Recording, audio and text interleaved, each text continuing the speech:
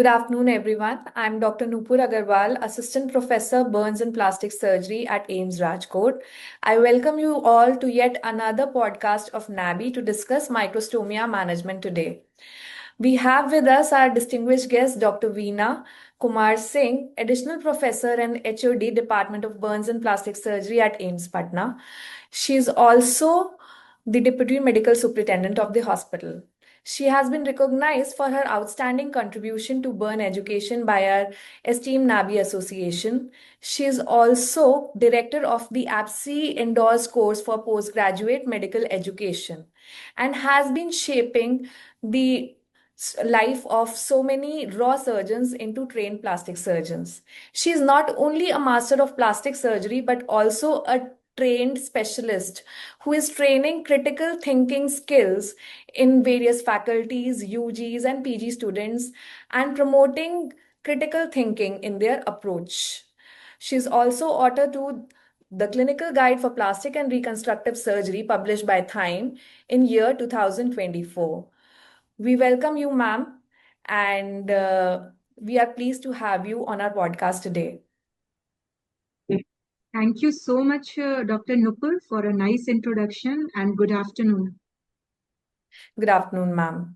So, as we all know, that microstomia is a common OPD complaint we see, and it causes a great physical handicap to patients in relation to feeding, speech, poor dental hygiene, poor cosmesis, and lack of facial expression. So, today we discuss surgical management of microstomia, a comprehensive review of treatment options by Jeong et al., published in Journal of Plastic Reconstructive and Aesthetic Surgery on 7th March 2025.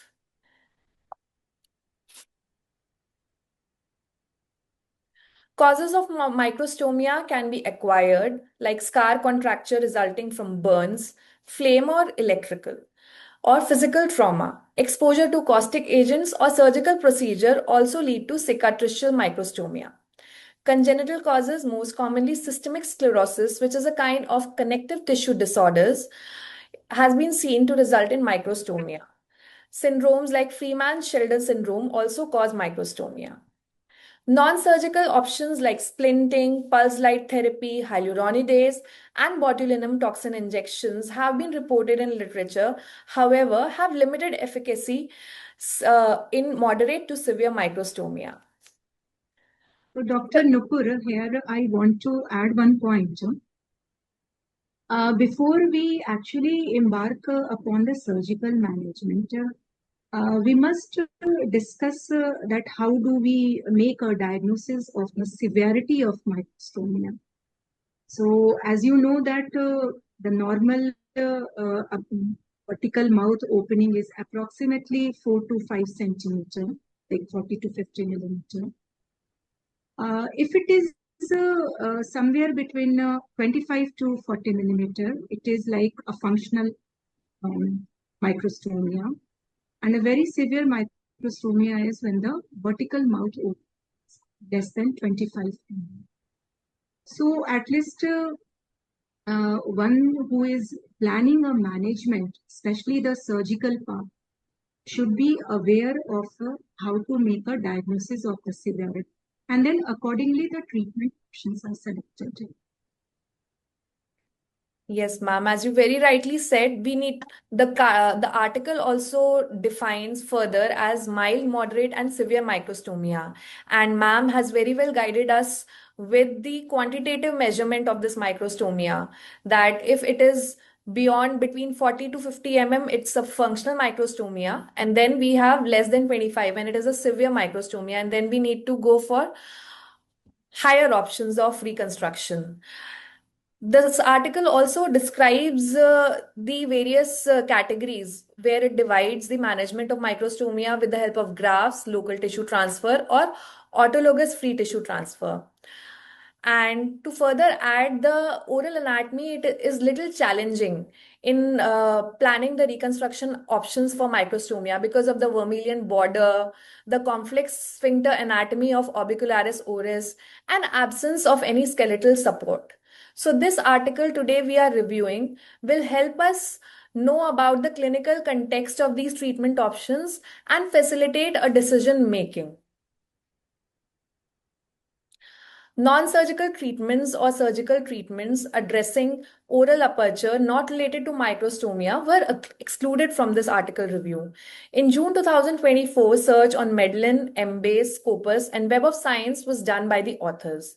Two independent authors reviewed the studies for inclusion in this study. Data analysis along with quality analysis for case series and reports was done based on care and minors criteria.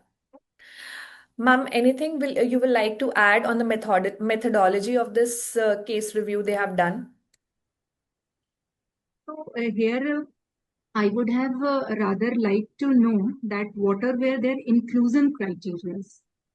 So exclusion they have mentioned, but inclusion criteria could be like microstomia, as you have rightly pointed, could be traumatic, be due to the some systemic diseases also. So have they taken all kinds of cases into consideration? Ma'am, they have not clearly defined the inclusion. They have included all the microstomia which has been coming to their OPD because most commonly they have seen it due to burns. Burns was the most common cause in their study, but they have not, as such, mentioned it in their data, the clinical articles, the articles which they have reviewed, they have not categorized how many patients were from one particular etiology or the other. So that is not clearly defined in their article. So when we always plan for a systematic review, the Hmm. methodology should be very robust. We have to know that what duration articles were searched. Like articles can be searched on these databases from beginning till today, or we can also take into consideration a limited period of say 5 years for the last 5 years or last 10 years. And then the inclusion criteria should be very well defined. This I'm just telling from the Yes, perspective ma'am. of methodology which we designed for the systematic review. So the authors found 27 articles eligible for inclusion in this study. And in these articles, they basically discussed 10 surgical procedures which were categorized under three categories: grafts, local tissue transfer, and free tissue transfer.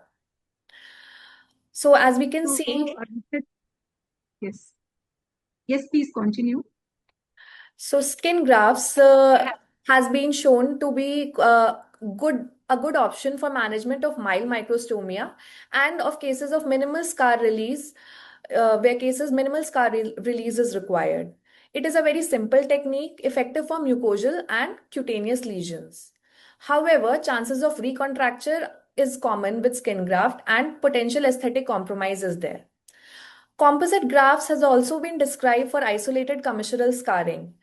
It's a simple technique. There are techniques like use of ear lobule wedge of tissue has been described for oral commissure scarring.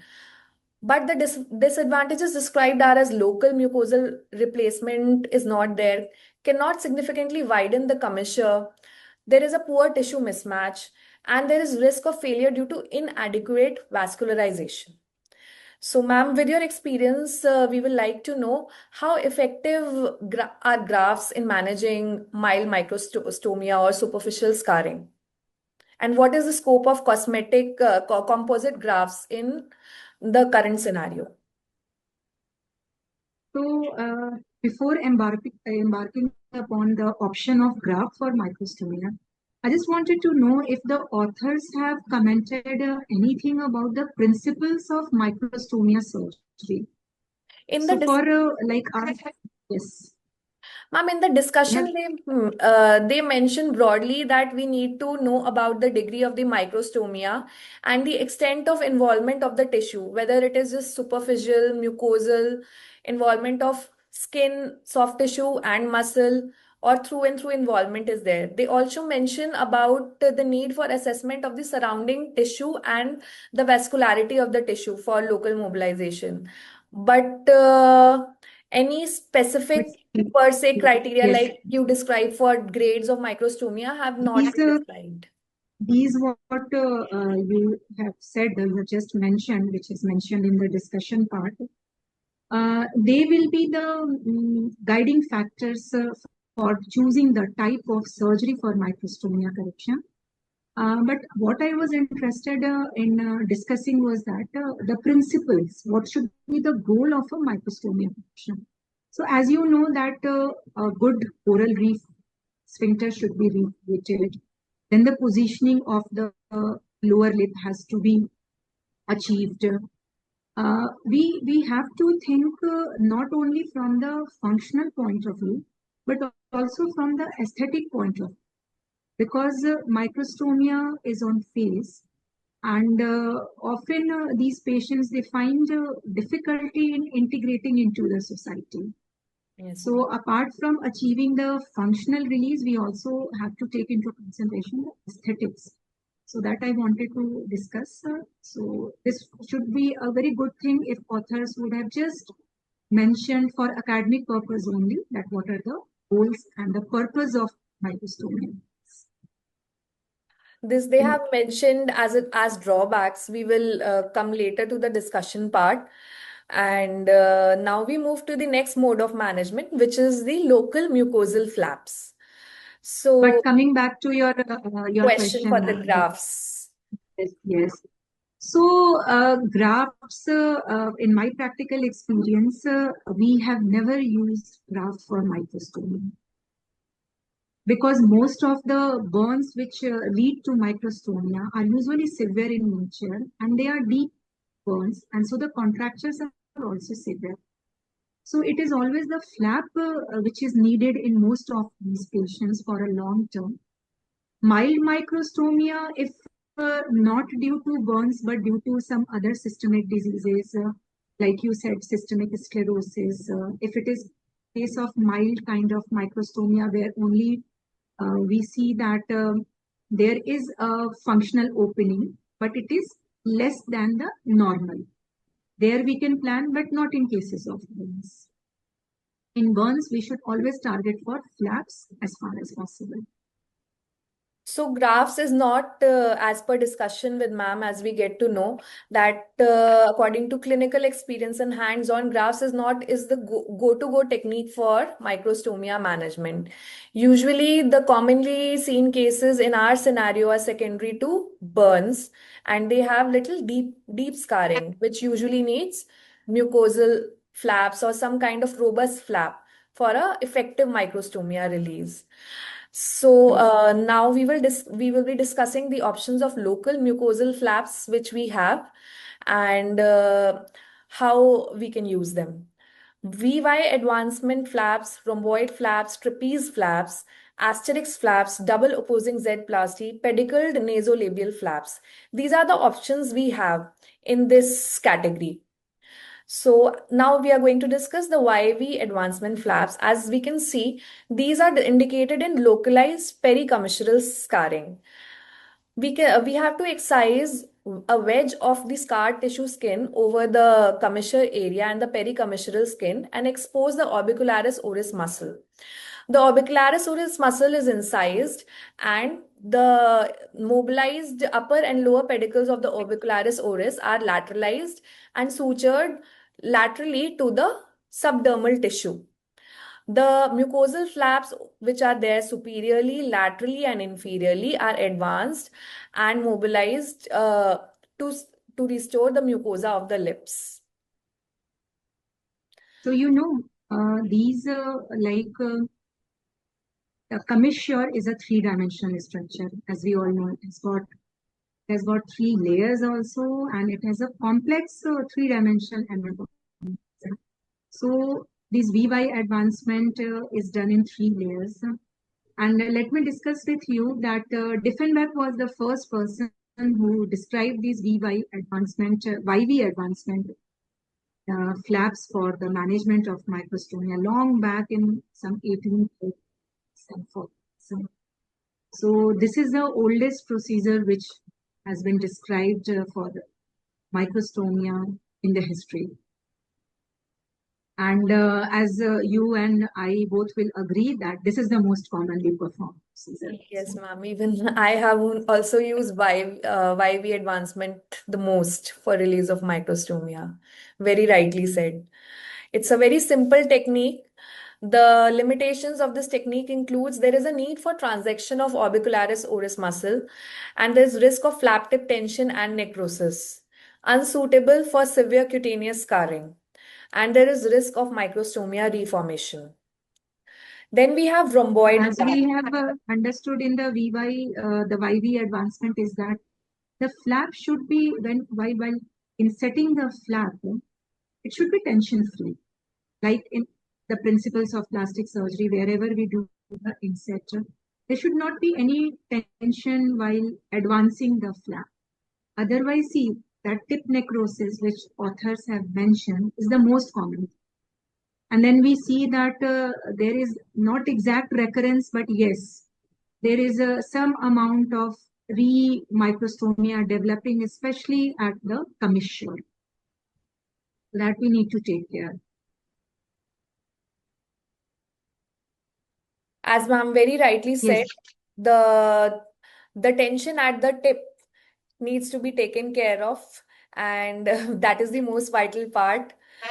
And then to tide us through the complication of tip necrosis, we have the rhomboid flap. It is indicated for localized commissural scarring. As we can see, the scar tissue at the commissure is excised in the form of a rhomboid. A rhomboidal excision is there marked as Z, and the local Y flap, rhomboid flap, is transposed to fill the defect. So the benefit of this flap, as we can see, it's a simple technique and there are less chances of tip necrosis. The tip tension is decreased. However, in this technique also we need to incise the orbicularis oris muscle. And ma'am will let us know what are the further benefits and this flap and how this is better than a YV advancement flap. So see, this is again a very commonly performed flap, but especially in those cases where the microstomia is not severe. Because the mucosa, if the mucosa is also scarred and it is so much deep that the muscle is also scarred, then we might not be able to use this flap. So we have to take care. It is can be again used in a moderate type of microstomia, where we are using this rhomboid flap for reconstructing the angle of the commissure, and the tip is very nicely fit. But again, if the mucosal is scarred, we cannot use this. And this need of muscle incision is as obvious as we also seen in like without that your flap won't be moving into. So that again needs to be taken into consideration that we are disturbing the sphincter also. So now we move to our next flap, that is the trapeze flap. It is indicated in localized commissural superficial scarring. As the author describes, in this technique, the incision is made lateral to the oral commissure in a horizontal Y shape, so that a trapeze shaped wound is formed. And the superficial scar tissue over the orbicularis oris muscle is excised, and the mucosal trapezoid shaped Z flap is raised and advanced to fill this defect between the W and X flaps. The author mentions that this technique preserves the orbicularis oris muscle. However, it is effective only for superficial scarring with minimal widening of intercommissural distance. So, ma'am, this is one technique which I do not have an experience, and I was not really convinced with how the mobilization and defect of tissues has been shown in the illustration. So, we will like to know your take about the effectivity of this technique. So this is a very closer to a four flags at plastic. But as the authors themselves have mentioned that on the review of so many articles, they found that it is done superficial scarring.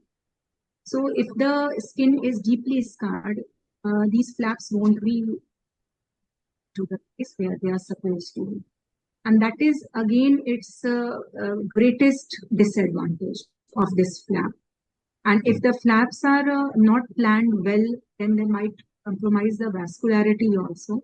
So this is not a very routinely or a commonly preferred flap. It's only again, as I told you, in cases where the microstomia is as a result of some congenital or some systemic disease, then it can be used. Now we move to our next option, which is the double opposing Z-plasty, described by Mulbauer in 1970. In this technique, two symmetric Z-plasties with central axis placed along the vermilion border and across the horizontal axis of commissure is done. And then we transpose these limbs to increase the length of the oral commissure. It is also indicated only in localized scarring. The benefit of this technique is it preserves the orbicularis oris continuity with release possible in multiple directions. However, it has limited ability to resect diffuse scar tissue and limited ability to increase oral aperture. So, So this flap is at times required. At times we need this flap, especially when again the skin should not be severely scarred scarred. and the vascularity. We assume that after giving the incision and moving the Z flaps, the skin vascularity is maintained. So this is one flap which is again a good option while to moderate microstomia. When the surrounding skin is a little healthier and more mobile. Yes. Then we have the Asterix flap, which is described by Sari et al. In 2019. This is a little interesting flap. In this, we give a superficial transverse incision from commissure to the desired location of new commissure with preservation of the underlying orbicularis oris muscle. Two triangular flaps A and B, one superior and one inferior, bordering the vermilion and with their apex at the original commissure site are elevated. The lateral standing tissue cones located lateral to these flaps are excised. Then the orbicularis oris muscle is incised while preserving the underlying mucosa, which forms the posteriorly based mucosal flap advanced laterally to new commissure. And the skin flaps A and B are advanced laterally at the new commissure to replace the excised lateral cones. So this technique uses multiple flaps in different directions, redistributing the tension and risk of recontracture. However, again, here we need to incise the orbicularis oris muscle, compromising the continuity of the oral sphincter.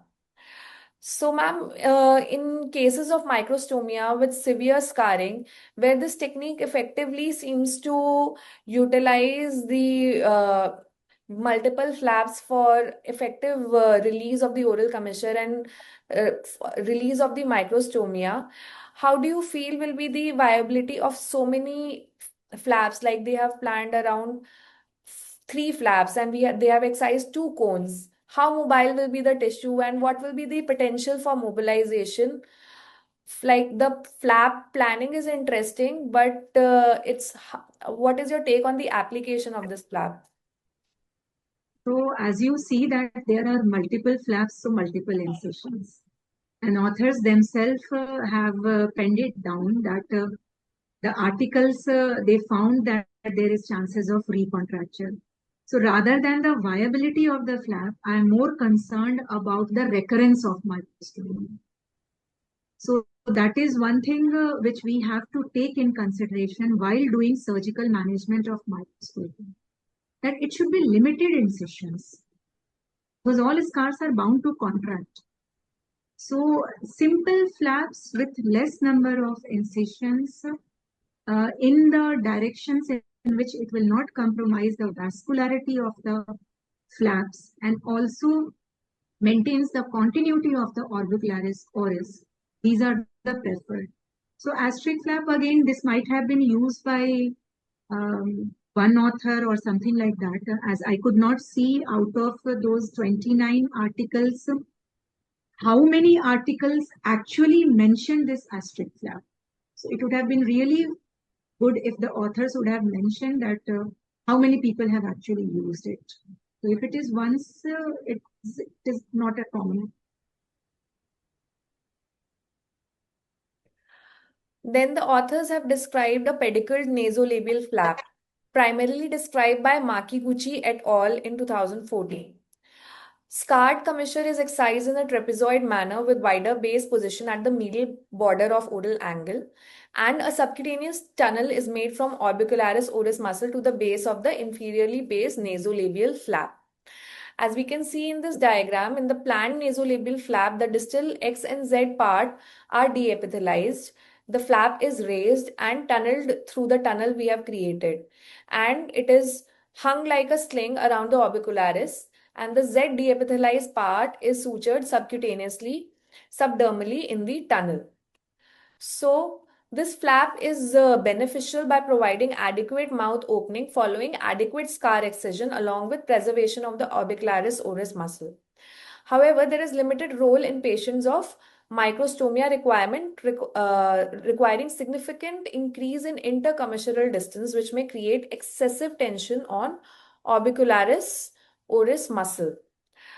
Uh, and we will also like to know, ma'am, like they have described nasolabial flap by a tunneled approach, so which seems to be little cumbersome. So, what is Yes. the scope of using nasolabial flap directly for commissure release and microstomia release instead of in a See, subtunneled approach? coming to your first statement only, as you have said regarding the viability of flap and practicality of flap while tunneling.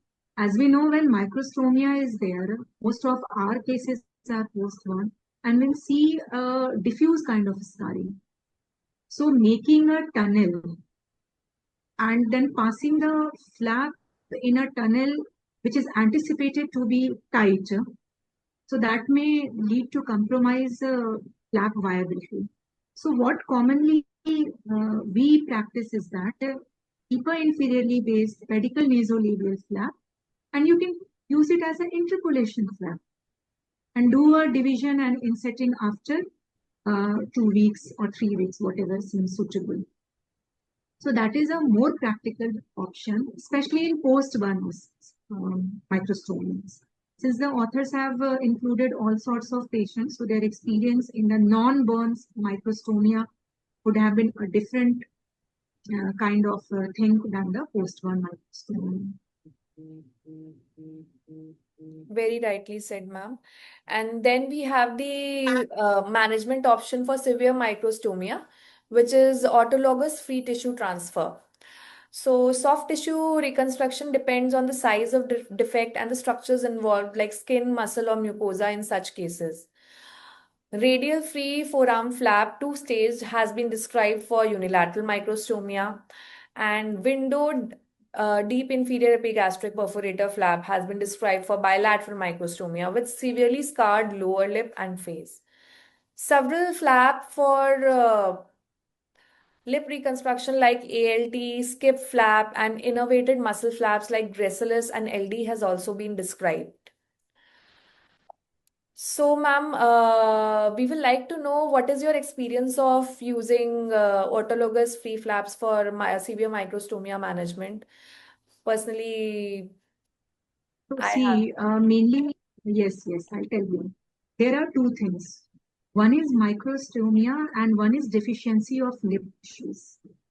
So usually when these both are present, the patient has a deficiency of either upper lip or along with microstomia, then we require and radial artery free forearm is the most common, because along with that you can take a palmaris longus sling also if it is required to reconstruct the lower lip along with the microstomia correction. Recently, we had a patient who had a post-animal bite microstomia along with deficiency of both upper and lower. So her initial complaint was for the microstomia.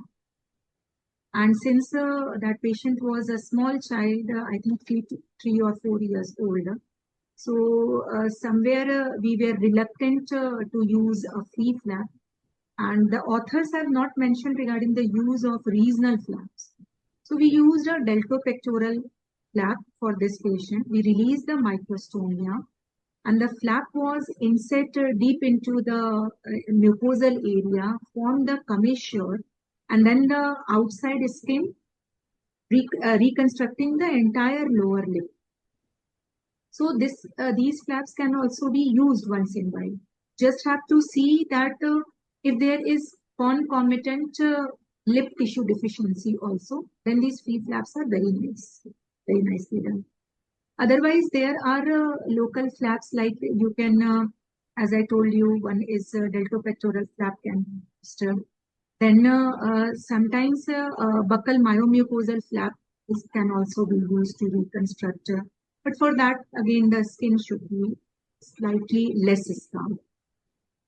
So these are good options, especially as I told you, when there is limited kind of mouth opening, less than approximately 20-25 millimeter, then you must go for autologous tissue transfers. So, and the other disadvantages where there are many benefits of using the free flaps because they ensure the viability and survival of the tissue. And in cases where we don't have any option, they serve as a last resort. And we are able to do adequate scar excision and with adequate supply of pliable tissue for release of the microstomia. But with the compromise of having a little bulkier flap, these techniques usually require a stage surgery and are reserved for complex cases. So, but So still, actually they, here only I wanted to point it out again that it would have been really great if authors would have mentioned their inclusion criteria, whether they have taken into consideration the associated surrounding injury near the commissure as we have lip. Was the mouth opening restricted only due to microstomia, or there was some problem in the joint also? So you understand when you do a systematic review, you really have to plan out your inclusion criteria very robustly. so basically in their result analysis, they should have specifically mentioned about how each article, what was the etiology of the microstomia and for what particular etiology they should have probably charted out that these were the common etiologies and these particular techniques were used for management of microstomia due to this etiology, which might have given us a better idea where in how scarred tissue a particular technique was used or was effective, which would have been more holistic. Now we move to the discussion. Dr. Uh, Nupur, I just want to ask you in the methodology, I'm sorry, I'm going back. hmm? In the methodology, did they mention about following the PRISMA guidelines, which are the guidelines for doing a systematic review? How many articles they got in total, Yes, and yes, what yes, were their yes, ma'am. mesh They have followed terms? the Prisma guidelines and they have, I, for the, to make the presentation little more cumbersome, I had not included that table that these were the total number of articles which came through the first search and how they excluded it. So they have those Prisma guidelines. Those have been followed. Those have been followed, but probably the articles they have mentioned in their setbacks that in the follow-up analysis also the articles lagged on the quantitative. Only few articles had mentioned about the quantitative improvement in microstomia post their procedure, and just like there was no Did they mention standardization. did they mention the use of any scale or use of any scoring system No, they for have assessing suggested the that for outcome? the cosmetic outcome, certain scores, POSA scores, and all should have been used, but they have recommended it for future analysis and So future that's studies. here a point for all our viewers. It is very important while you are writing your systematic review or doing your research, since this is not author's original work, in the methodology, everything should be under consideration. because you are like the authors have tried to review all the research work which has been reported till date. And so methodology, outcome analysis, even if we are burn surgeons, we should not forget to put emphasis on these points when we are doing a review study. This is just a take home from my side. So the take-home message, according with the help of this article, is whenever we are choosing any option for microstomia, as ma'am have very rightly mentioned in the beginning of our discussion, the severity of the microstomia is most important. We need to categorize into mild, moderate, and severe. Then we also need to look at the degree and focal location of perioral scarring. How scarred is the tissue? What is the quality of local vascularity of our tissue? This will help us plan how many flaps, how extensive a local flap we can plan, or the if the tissue vascularity or the tissue appears to be very scarred, then we might need to go for some regional option or a free tissue transfer, or maybe a simpler YV advancement where few bigger flaps and fewer incisions are there. So, the planning pearls we take home from this discussion today include for superficial scarring cases, skin grafting can be done. But as we have very rightly discussed in the beginning, again, the kind of cases we commonly see in Indian scenario are microstomia secondary to burns, as ma'am has rightly said, and skin grafting might not be very effective.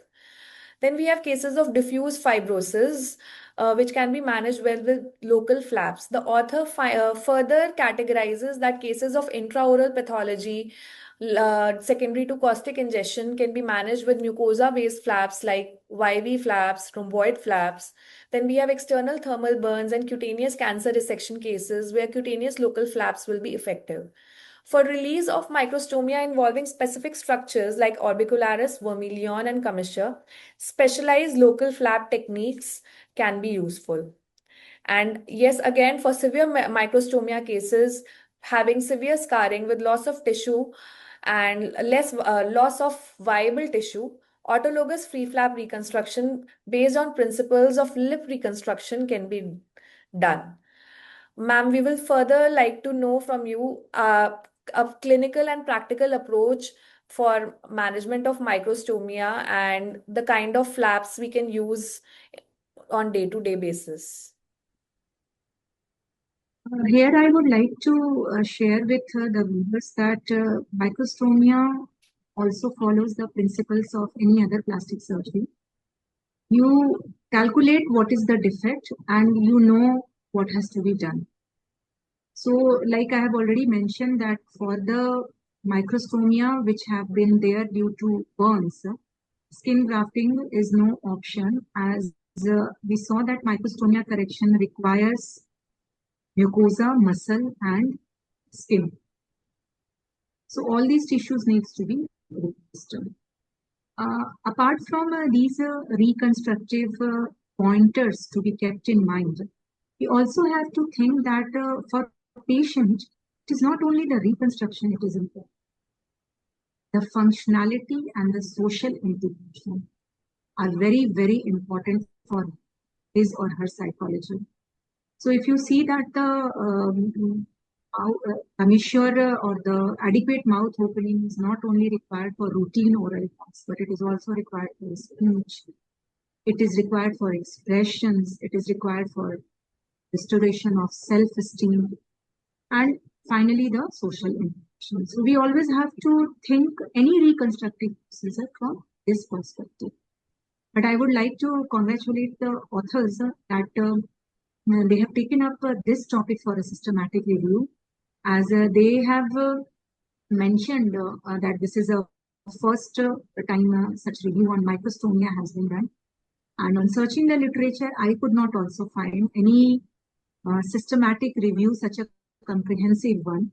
So this is a very good beginning, and I must say thank you to the authors for taking this initiative. Yes, and we got to discover so many new options which we commonly don't use in our armamentarium, and probably for less scarred microstomia, maybe traumatic, we can use the options of the rarer new kind of flaps described here. And the author themselves mentioned that few of the flaps, like ma'am mentioned about buccal myomucosal flaps, they mentioned that we have facial artery myomucosal flaps, submental flaps, which might be another option for management of microstomia, which is yet to be explored. Also, studies analyzed by this article varied in outcome assessment, with some comparing cosmetic and functional outcomes, while only few quantifying the improvement in mouth opening. So, standardization in improvement in microstomia on functional and cosmetic basis is needed for further systematic reviews or the further clinical analysis, clinical studies which are conducted. And all studies lacked any standardized cosmetic outcome assessment like the patient and observer scar assessment scale, as we discussed in the beginning of this session. That some standardized scale for improvement in outcome needs to be there. Long-term outcome and potential complications were not reported by any of the articles. So, to conclude, the take-home message from this discussion today is that yes, microstomia management is challenging. And as we can see, this is one of the first articles, few articles, which have comprehensively tried to review the management options for microstomia and categorize it and help us develop a clinical algorithm to understand microstomia and to use a certain flap or technique for its management. And what the author highlights is that we need an individualized approach for careful selection of management option based on the extent of contracture, the availability of the perioral tissue reservoir, and viability of reconstructive flap options. Ma'am, and as per from the inputs from Veena ma'am, we also got to know how we can improve on methodology. Like the authors have very well chosen the articles based on set guidelines, and they have evaluated the techniques, the kind of the number of articles who have used a particular technique, what was the follow-up, but they failed to mention about the etiology of the microstomia, and how the authors have actually used one particular flap for managing what kind of microstomia, whether it was cicatricial, it was post-trauma or post-burn, which might have given us a better insight in developing a clinical algorithm and a better need for improvement of inclusion criteria has been highlighted. Ma'am, we will further like to know some take home messages before we conclude our session for management of microstomia. So, as I have mentioned, that if a patient comes with facial burns, and we see that there is microstomia also, and it's ectropion also, and there is facial scarring also, maybe a nasal contracture or an ectropion lower lip. These type of common presentations are there for facial burns. So there, for the postgraduates, it is very important to understand that when you plan the sequence of these surgeries, the ectropion becomes most important.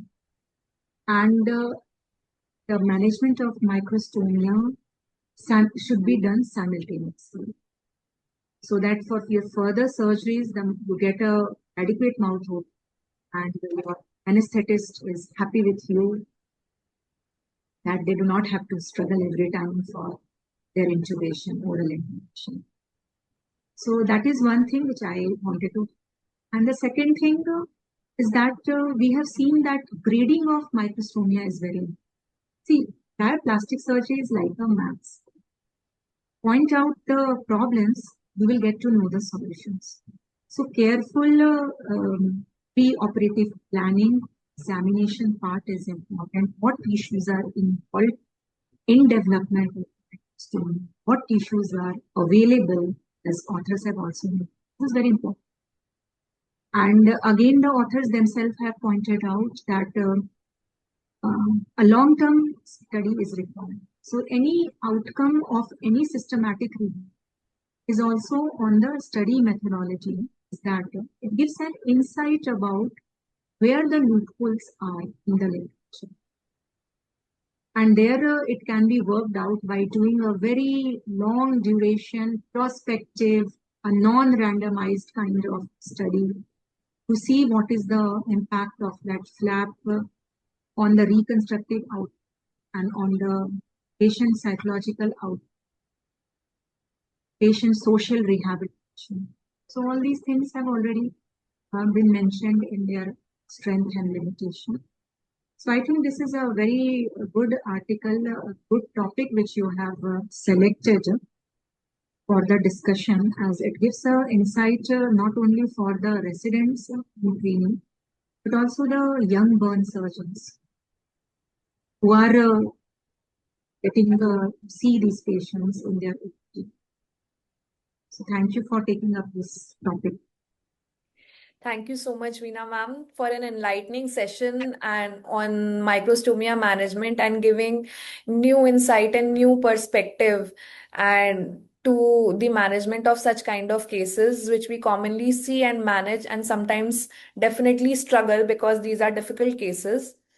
And with that, we wind up with our podcast session on microstomia management, and we thank our Nabi team for this nice educational and academic activity for young budding plastic surgeons. Thank you, ma'am. Thank you, Dr. Nupur. Thank you, Nabi. Bye. Bye.